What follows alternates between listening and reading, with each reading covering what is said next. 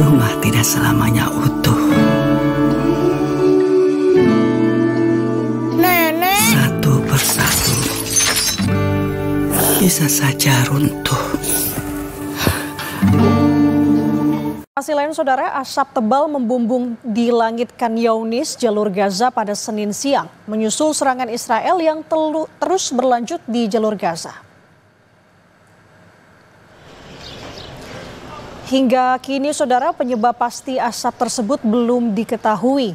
Serangan Israel merupakan bagian dari konflik yang dimulai pada 7 Oktober 2023 ketika militan Hamas melakukan penyerangan di Israel. Menurut Kementerian Kesehatan Gaza, serangan balasan Israel telah menyebabkan lebih dari 54.000 warga Palestina tewas. Sebagian besar adalah perempuan dan anak-anak.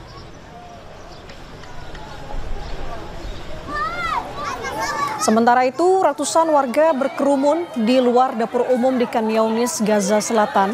Warga mengantre untuk mendapatkan makanan matang. Anak-anak berteriak kepada para pekerja sosial, memohon agar wadah mereka diisi. Tanpa penghasilan dan bahan makanan, warga tidak punya pilihan lain kecuali bergantung pada dapur umum. Badan-badan PBB dan kelompok bantuan mengakui kesulitan membawa masuk bantuan ke Gaza.